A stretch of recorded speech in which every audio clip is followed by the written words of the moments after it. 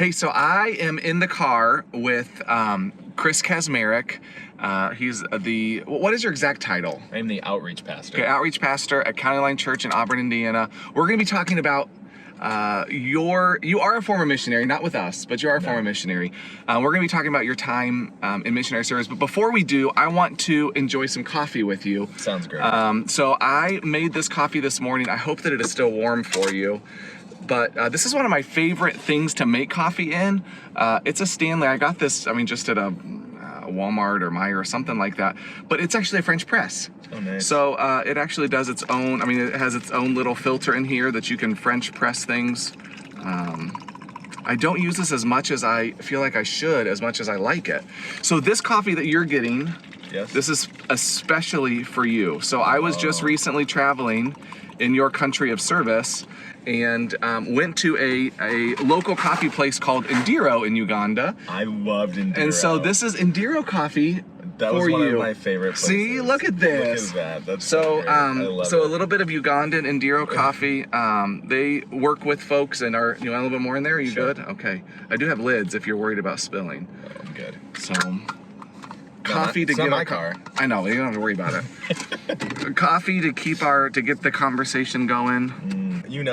My argument is that an AeroPress is better, but you would also disagree with that. No, AeroPresses are good. I don't mind an AeroPress, but AeroPress isn't a sharing coffee mechanism. That's fair. And so fair. we tend to do just a French press, which is, the same idea, but just bigger.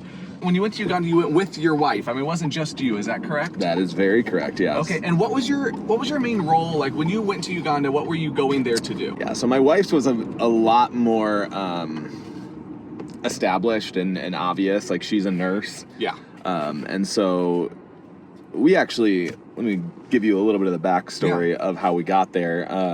So we went on a mission trip to Kenya. Okay. Which is not Uganda. It is not Uganda.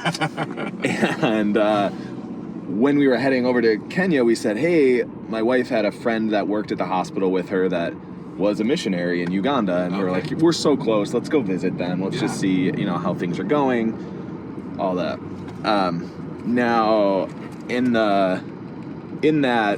on that trip, I was not into missions. Okay. Honestly, that was not something I had any desire to do. Interesting. My wife had a big desire to do it, and I was like, maybe 10 years down the road. And so I'm watching my wife in this clinic serving kids, and I was like, oh man, like she's like in her zone. Yeah. Like and I'm throwing a football with kids, and I'm like, man, like we could do this. Wow. And so it was a very quick turnaround. We got back from that trip in July, and we were on the ground in November. What? Yeah. But that's a quick turnaround. So from not really seeing, serving globally as something that you would do to being on the ground doing ministry, that's within a few months, that's a quick change in perspective and mental shift. Yeah. One of my favorite questions to ask people who have served globally is, whether you've had any funny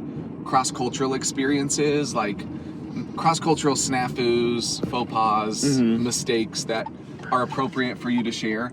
A simple one is the not understanding when I first got there of this very cultural thing, which is just that when you're walking down the street with a friend, they're going to grab your hand and hold it. Oh, yeah. And so I remember the first couple times where I'm walking with a guy, his name was Patty, is his name. He was one of our counselors, and he would do it all the time. We were walking down the street, walking to the office, and all of a sudden, and it's not just a holding hands, it's like a swinging holding hands. Yeah. And so that was just like a, whoa, like, kind of a shock moment. But that took a month or two, and then I was very used to it, and it just was natural and just what you do as friends, Yeah. Is there a story of something where you saw God show up in a really incredible way? There's individual kids that I will never forget. There was a population at the prison that was that had committed no crimes.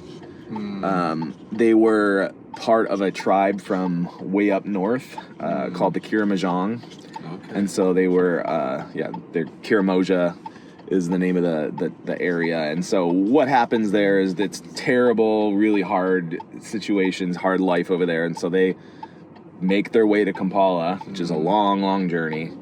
Most of it's most likely walking.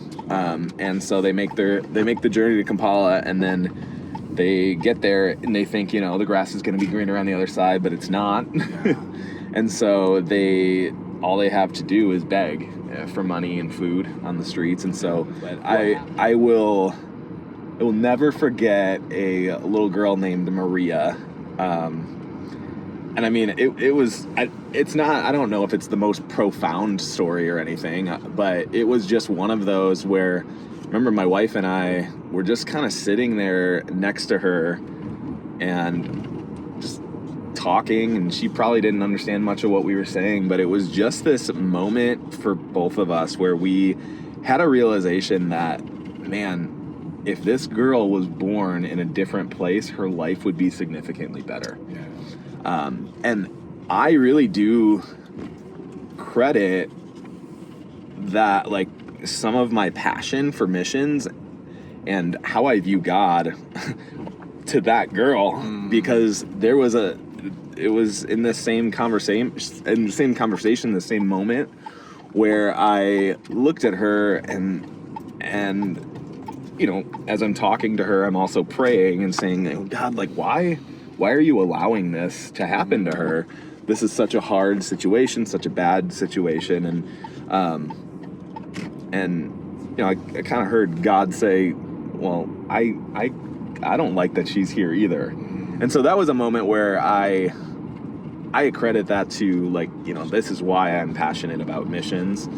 This is why I see God as a God of justice, because I know that God doesn't like seeing these bad situations either. He doesn't like seeing hurt. He doesn't like seeing his children hurt.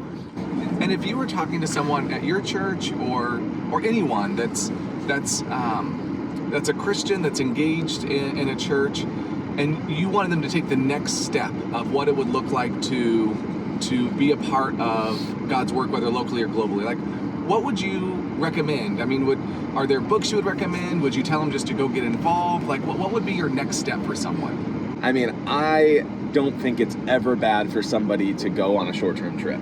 I think... I mean, you transformed through a short-term trip. Yes, I was transformed through that. I've seen countless others transform through that. Yeah, I think that may not be the first step. Sure. But that is a step that I highly recommend to people.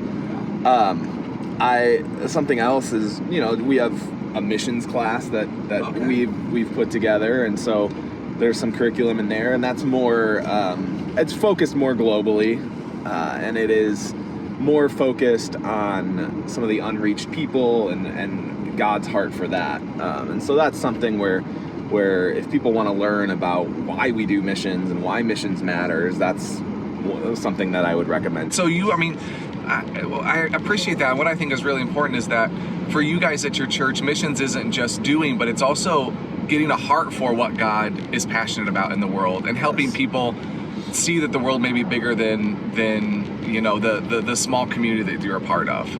Well, thank you so much, Chris, for sharing. Thanks for driving around with me. There's a little bit more coffee if you want a little bit more Indiro coffee. And yeah, just thanks for sharing your experience and processing your faith in the midst of that. Absolutely. Thank you.